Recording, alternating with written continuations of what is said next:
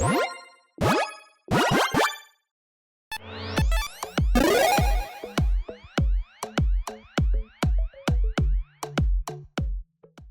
everyone, Mitch coming in from the Commander Score studio. Welcome to the show. So, Brothers War spoiler season is officially here, and if you haven't seen my episode yet on Gix, Yawgmoth Praetor, make sure you check that one out at some point, because yes, he's here, he's finally here. We finally have a Gix, and he does not disappoint. But don't leave just yet, because this commander has me saying, yes, it finally happened. Finally, we can make this happen. So, what exactly is that? Well, first up, blame Eddie for all the help on all these kinds of episodes. And also, yeah, blame Eddie if I make any mistakes on an episode like this one and any of my other episodes. Anyways, let's jump into it.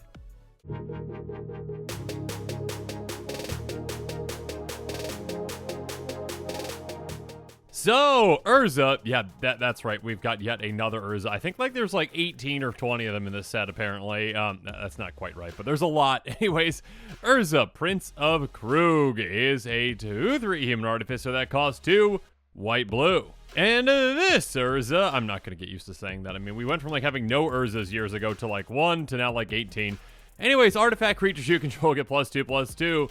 That's nice, but what's more important is pay 6. Create a token that's a copy of target artifact you control, except it's a 1/1 soldier creature in addition to its other types. So that is a good amount of mana to have to spend for an ability, but what an ability it is. So any of our artifacts, any artifacts we can copy very, very easily. Again, we just need mana. There are no other requirements for it.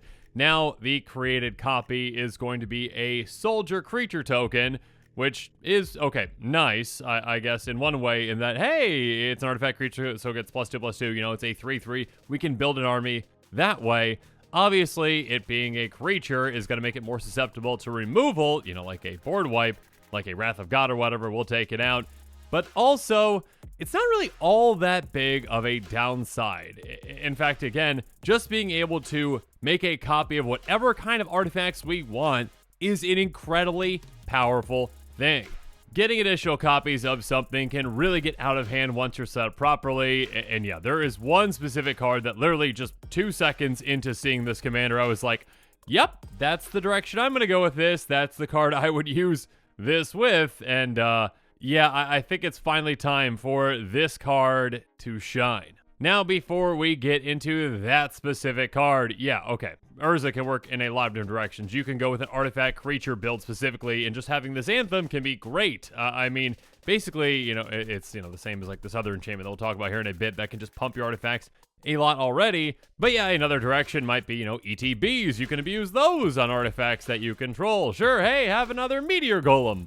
Or whatnot, or a Spine of Ishsaw, or whatnot. But yeah, the direction that I'm going to be taking this commander is just slightly different than that. Now, when it comes to new exciting commanders like this one, all the Urzas apparently, if you are excited about this one, well, make sure you check out that link in the description below for the cards I'm talking about on this episode. And again, if you want to build around this one, consider picking up some of those cards sooner rather than later, because when new exciting commanders are spoiled, sometimes the price on the cards that work well with them tend to go up, well, soon. But now with all of that said, let's jump into the star of the show. Okay, Urza, I guess, is the star of the show, but the secondary star of the show that first came to my mind. Now I'm blabbering on. Let's get into it.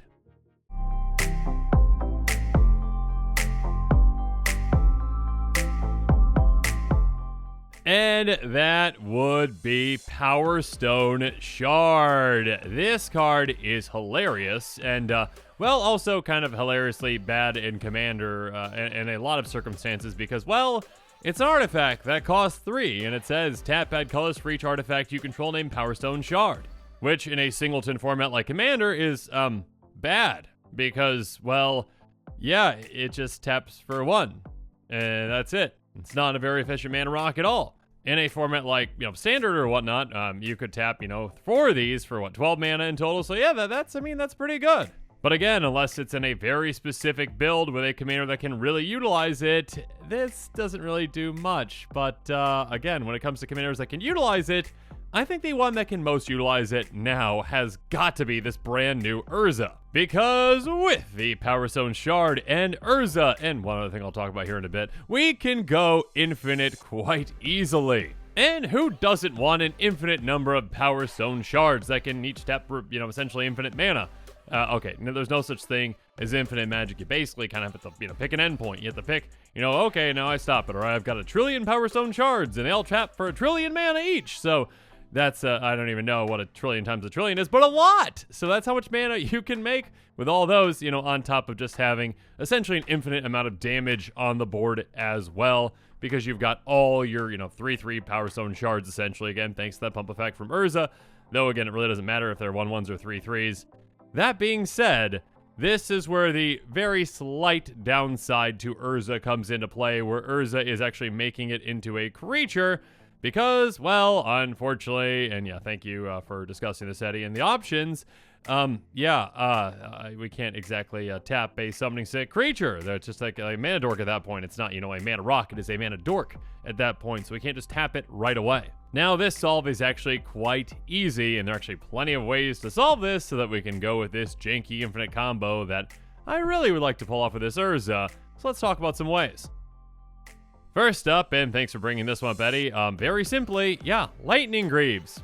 Yep, that just does it on its own, essentially. An equipment that costs 2, and it says equip creature has haste and shroud. So we attach this to a Power Stone Shard token, and we can just tap it right away, because again, our Power Stone Shard token is a soldier, creature, and whatnot. So cool. We equip it for 0, we give it haste, we tap it. Again, for however much mana, based on the number of Power Stone Shards we have. And I guess I probably should have, talked about the math behind it, but obviously, once you get to 6 Power Stone Shards in play, you're tapping 1 for 6, you're making a 7th, that one is tapping for 7, to, give you another one, and with, 1 extra mana left over. So essentially, once you get to that threshold, yes, infinite Power Stone Shards, infinite mana, as long as you can make them hasty with something like a Lightning Greaves. Yeah, unfortunately, there really aren't, any kind of like fervor effects, except for one we'll talk about here in a bit. But we're not in red, so we don't have access to those kind of enchantments that give creatures haste.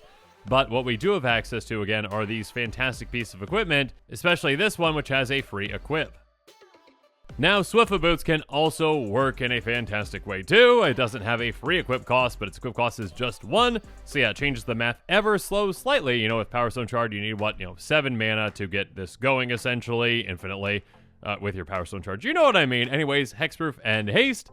So temporarily protects that Power Stone Shard or whatever. And then also, more importantly, you can tap it right away. And then when you make your new one, you just move that equipment to the new one, and then tap that one, and so on and so forth. Even Ring of Valkis, that works great with this as well. Again, equip creature has haste, equip 1. That's all we really care about. It also says at the beginning of your upkeep, put a counter on it if it's a red creature. We don't care. That does not matter at all. We make infinite mana, infinite Power Stone Shards. Who cares? Now, I did say we don't have, access to like a Fervor, which is in red, but we kind of do with 1,000-Year Elixir. It's an artifact that says you may activate abilities of creatures you control as those creatures had haste. And on top of that, we can pay 1 to tap to untap target creature. So obviously that untap can come in really handy. Again, when we're getting things started with those Power Stone Shards, we can, just get a bunch of extra mana with this by untapping one of our Power Stone Shard creatures. But more importantly, this is basically like, hey, as long as you're, utilizing yourself not to attack and just tapping for mana, we can just tap our new Power Stone Shard creatures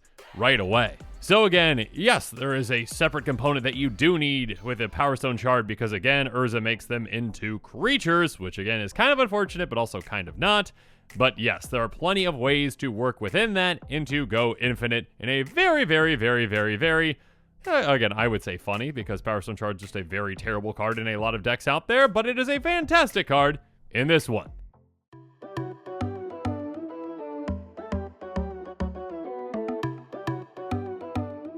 Now, of course, if you are going to go in this amazing direction, you're going to want to make sure you can actually get Power Stone Shard. Again, that golden pig is out there and you need to go get it. So, utilize, something like Trophy Mage. When it enters the battlefield, you may search your life for an artifact card with converted mana cost 3, reveal it in your hand, then shuffle your library.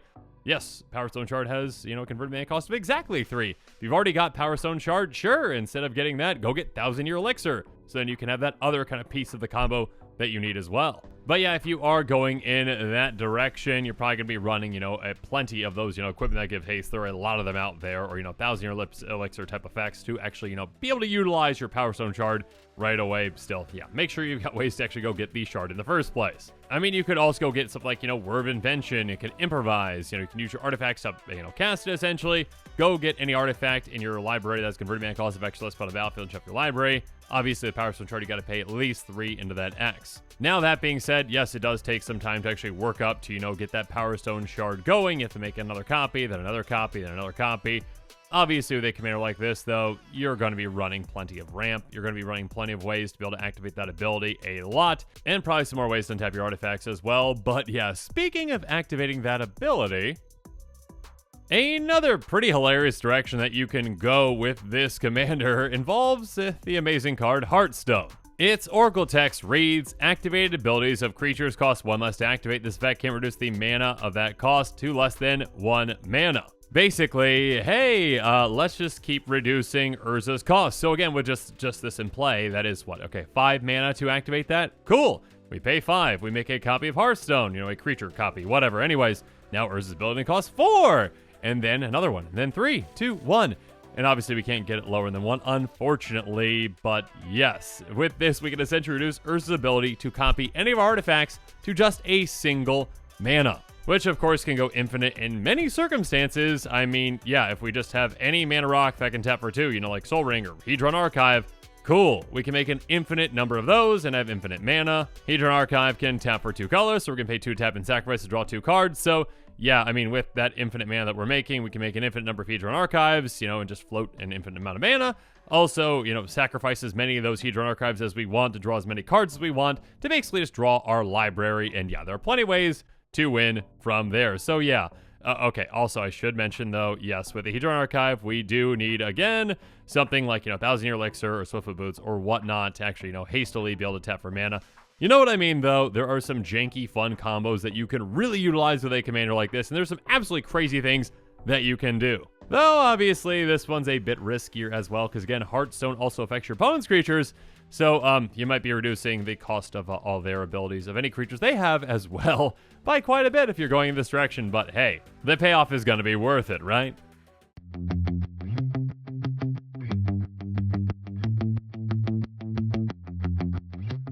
When it comes to other things to consider, yeah, you don't have to go infinite with this commander, obviously, though, of course, there are plenty of avenues to do so. There are other just really powerful plays that you can make. I mean, Semblance Anvil is already a fantastic card in artifact-centric decks. When it enters the battlefield, you can exile a non-land card from your hand, as well as you cast that share a card type with the exiled card, cost less to cast. So, yeah, reduce the cost of your artifacts. That can be massive in an artifact build because, I mean, a lot of your artifacts can be then free, and many can be at a massive reduced cost.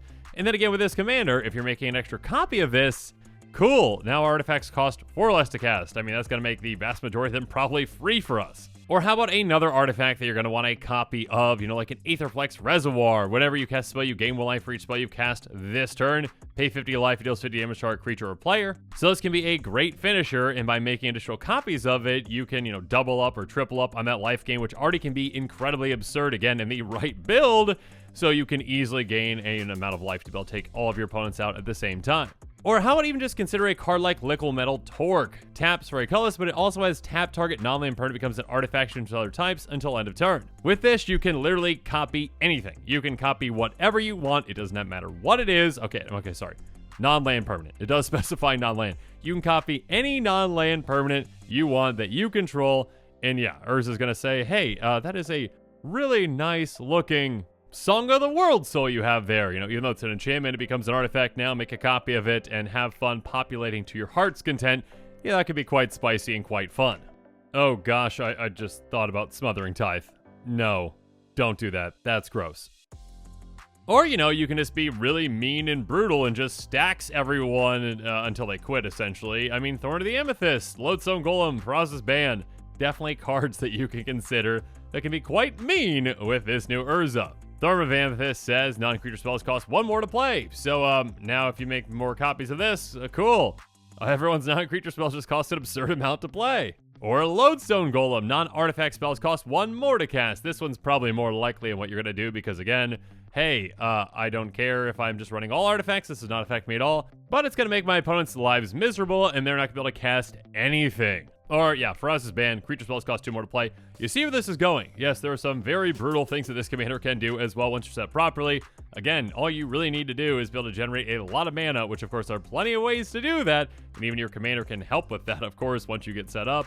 And then, yeah, you can just make an absurd amount of stacks effects, and your opponents literally won't be able to do anything. So, if you want to be that mean, well, first you should probably ask your playgroup, because, yeah, not every playgroup's got stacks, but if they're okay with it, be as mean as you want. And like I mentioned earlier, though, like, it's just another direction that you could go. I mean, this commander's already a great pump effect for your artifact creatures. Sure, Ornithopter now is like, you know, a 0 mana 2/4 flyer. That's not nothing, right? I mean, if you want to go wide with an artifact creature strategy, cool. Go for it. Take your opponents out, you know, with a lot of tiny artifact creatures if you want that are getting pumped. You can pump them further, something like, again, Tempered Steel. Maybe, again, you say, okay, cool, I've got my Liquid Melt Torque. I'll turn my Tempered Steel into an artifact. I'll make a copy of it, and now my artifact creatures are getting even more pumped. So yeah, there are some pretty absurd things that you can do. And actually, it's kind of crazy. I mean, who would think a Tempered Steel can pump itself? But apparently, if you make a soldier token copy of it that is an artifact, it can. At least until the end of the turn. Anyways.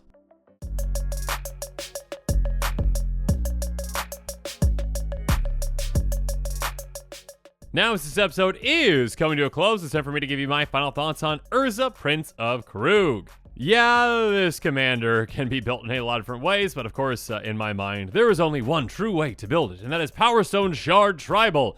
Not really tribal, but, you know, making additional copies of it and then, you know, suiting them up with boots. Magic's a really weird game. I mean, I think Eddie said basically, like, I'm going to put some boots on my animatronic rock robot, because magic, right? It's like having a pet rock, but one that can be lethal to your opponents, or at least, you know, just give you infinite mana, and who doesn't want that? And then I guess be lethal on the next turn when they can all swing. Anyways, yeah, there are a lot of different ways to win with this kind of commander. There's a lot of different ways to build around it. I think a lot of players are going to be excited about this one, you know, and all the other 18 Urzas that are apparently coming out. But yeah, if you're excited about building around this one, especially if you're doing the Power Stone Shard build, make sure you check out my link in the description below. It's got the cards I talked about in this episode. And again, consider picking up some of those sooner rather than later. And of course, make sure you're staying to this channel for even more exciting quick takes and spoilers coming up.